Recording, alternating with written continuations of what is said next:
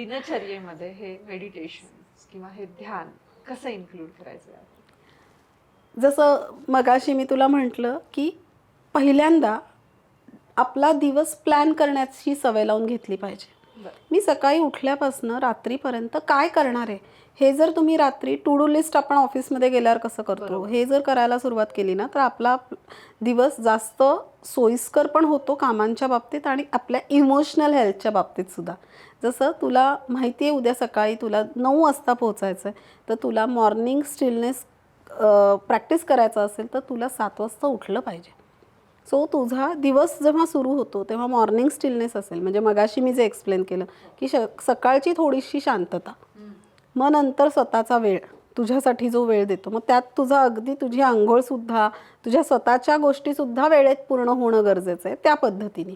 मग पूजा करणं म्हणा हे तुमचं मेडिटेशन असू शकतं, ते तुमचं ध्यान, येस तुमचं एक्सरसाइज रुटीन त्या ह्याच्यात बसवणं म्हणजे जिम असू शकतो, योगा असू शकतं, ह्या पद्धतीचं काही असेल तर ते तुम्ही फॉलो करणं. तर ह्या सगळ्या गोष्टीसुद्धा मॉर्निंगच्या वेळेमध्ये जर केल्या तर मला वाटतं ती मेडिटेशन म्हणून धरलं जातं. आणि सेकंडली तुझं जे गायडेड मेडिटेशन्स आपण म्हणतो हे जरी तुम्ही सकाळी उठल्या उठल्या मेडिटेशन प्रॅक्टिस केले तर त्याचा तुम्हाला खूप चांगला अनुभव पुढे मिळतो. ध्यानामध्ये ध्यानामध्ये नाही, दिनचर्येमध्ये तुमच्या रुटीनमध्ये हे ध्यान हे मेडिटेशन कसं इम्प्लिमेंट करायचं? अगदी सोपं आहे. तुम्ही सकाळी जेव्हा उठता आणि रात्री जेव्हा झोपतो आपण ह्यामधला जो वेळ आहे तर जो आपण जर प्लॅन केला तर आपण टू डू लिस्ट केली तर ह्या सगळ्या छोट्या छोट्या गोष्टी आपल्या दिनचर्येमध्ये आपण सहज इन्कॉर्पोरेट करू शकतो. मगाशी आपण जसं बोललो की आपण प्रायोरिटाईज करणं गरजेचं आहे, त्या गोष्टीला महत्त्व देणं गरजेचं आहे. तर सकाळी उठल्यावर जर आपण मॉर्निंग स्टिलनेस, सकाळची शांतता, त्याचबरोबर आपली प्रार्थना असते, देवपूजा असते किंवा सकाळी एक्सरसाइज झाल्यावर सुद्धा एक 10 मिनिटाचं गायडेड मेडिटेशन असं जर काही रिच्युअल्स करून घेतले म्हणजे जसं आपण सकाळी उठल्या उठल्या तुला दात घास असं सांगावं लागतं का? नाही, इट्स अ रिच्युअल. त्याच पद्धतीने तुमच्या एखाद्या फिक्स सवयीबरोबर तुम्ही जर हे ध्यान जोडलं, जसं की एक्सरसाइज बरोबर ध्यान केलं, उठल्या उठल्या ध्यान केलं, पूजेबरोबर ध्यान केलं, हे जर तुमच्या एका फिक्स सवयीबरोबर जर जोडलं तर ते लगेच होऊन जाणाऱ्यातली गोष्ट आहे. तसंच संध्याकाळच्या वेळेला वॉक करायला गेल्यावर ध्यान करणं, फिरायला गेल्यावर ध्यान करणं किंवा रात्रीच्या वेळेला सुद्धा जेवण झाल्यावर जेव्हा आपण थोडासा निवांत असतो त्यावेळेला एखादं छान पुस्तक वाचणं, गाणी ऐकणं किंवा रात्री झोपताना मगाशी मी जसं शॉर्ट एक तुम्हाला मेडिटेशन दाखवलं त्या पद्धतीने नुसतं पॉझिटिव्ह अफर्मेशन्सचा सराव करणं, ह्या छोट्या छोट्या गोष्टी आपण आपल्या पूर्ण दिनचर्येमध्ये करून घेऊ शकतो. फक्त गरज आहे ती आपल्याला त्याला प्रायोरिटाईज करणं आणि त्याला सुरुवात करणं. अगदी अगदी. येस. डॉक्टर चंद्रश्री, तुम्हाला काय वाटतं आयुर्वेदामध्ये काय महत्त्व सांगितलं? नक्कीच. आयुर्वेदामध्ये जी 8 अंगांवरती काम करायला सांगितलंय ना, जसं की यम, नियम, आसन आहे, प्राणायाम आहे, प्रत्याहार आहे, ध्यान आहे, धारणा आहे आणि मग समाधी आहे. सो ज्या सगळ्या गोष्टींवर आपल्याला काम करायचं त्यातलं ध्यान हे खूप महत्त्वाचं अंग आहे आयुर्वेदाच्या दृष्टीने. आणि मॉडर्न सायन्सनुसार म्हणावं तर एपिजेनेटिक स्टडीमध्ये सुद्धा हे लक्षात आलं आहे की सेल लेवलमध्ये जेव्हा आपल्याला काम करायचं आहे तेव्हा स्ट्रेसमुळे सेलचे जे रिसेप्टर्स असतात जे हॉर्मोन्स कॅच करण्यासाठी आवश्यक असतात ते ब्लॉक होतात. सो ध्यान जेव्हा आपण करतो, मेडिटेशन आपण करतो तेव्हा हे ब्लॉकेजेससुद्धा ओपन होतात आणि तुम्ही योग्य पद्धतीने ते हॉर्मोन्स त्या सेल्समध्ये एंटर करण्यासाठी त्याला एक मार्ग देऊ शकणार आहात.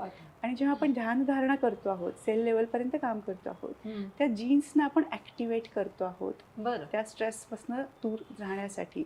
त्यामुळे आयुर्वेद काय किंवा मॉडर्न सायन्सनुसार काय दोन्ही पद्धतीने ध्यान हे तितकंच महत्त्वाचं आहे. सो नक्की ते आपल्या रेग्युलर रुटीनमध्ये ॲड करणं फार महत्त्वाचं आहे. किती सुंदर पद्धतीने तुम्ही दोघींनी आज ध्यानाचं महत्त्व सांगितलंय, उपाय सांगितले, टेक्निक सांगितले. खूप सुंदर. एक रॅपिड फायर घेऊया कारण विषय एवढा मोठा आहे की या एका एपिसोडमध्ये त्या सगळ्या गोष्टी कव्हर करणं शक्य नाहीये, पण प्रत्येकाच्या प्रश्नांची उत्तरही मिळणं गरजेचं आहे म्हणून rapid fire. So doctor Chandrashree, thyroid म्हणजे फक्त ग्रंथींची समस्या आहे, त्याचा मनाशी काहीही संबंध नाही, चूक की बरोबर? हे चूक आहे. तो न्यूरो एंडोक्राईन सिस्टीमचा भाग आहे आणि स्ट्रेस हा खूप जास्त मॅटर करतो. सो फक्त एकाच ग्लँडचाच तिथं प्रॉब्लेम आहे असं नक्कीच नाही आहे. ओके. गायत्री, ध्यान म्हणजे दररोज शांत बसून किमान 30 मिनिटं डोळे बंद करणं गरजेचं असतं का? अजिबातच नाही. आपण छोट्या छोट्या गोष्टीतनं जिथं आपल्याला आनंद मिळतोय ते म्हणजे ध्यान असं समजून जेव्हा करतो तेव्हा मला असं वाटतं ध्यान होतं. डॉक्टर चंद्रश्री, योग्य औषधं घेतली तर तणावाचा थायरॉइडवर काहीही परिणाम होत नाही? नाही, बिलकुल नाही. तणाव जर तुमच्या शरीरामध्ये असेल तर तुमच्या मेडिसिनचा किंवा लाईफस्टाईल मॉडिफिकेशनचा सुद्धा काहीच फायदा उपयोग होत होत नाही. ओके. सेल्फ लव्ह, जर्नलिंग, होनोपोनो यांचा थायरॉइड उपचाराशी काहीही संबंध नाही, चूक की बरोबर? नाही, हे अगदीच बरोबर आहे की ह्या सगळ्याचा खरं तर खूप उपयोग होतो आपल्या ध्यानामध्ये आणि हे ध्यानाचे टूल्स असं आपण समजू शकतो. ओके.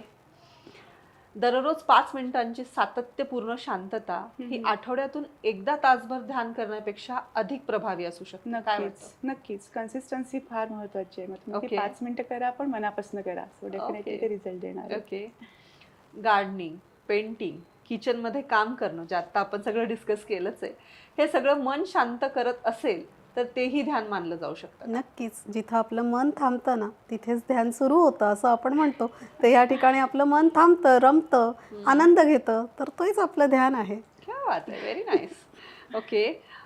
थायरॉइड बरा होण्यासाठी शरीराशी लढणं गरजेचं आहे का? नक्कीच नाही. शरीराशी मैत्री करा, शरीराशी संवाद साधा. पहिले स्वतःवर प्रेम करा आणि स्वतःशी तुम्ही पॉझिटिव्ह टॉक ठेवा. त्यावेळेला तुमचा थायरॉइड हील व्हायला नक्की सुरुवात होते. क्या बात आहे. एक एक एक नक्की ते सांगू शकते की शारीरिक सौंदर्य जे आहे ते कालांतराने नष्ट होणार आहे. पण आत्मिक सौंदर्य जे आहे ना ते नष्ट नाही होणार आहे.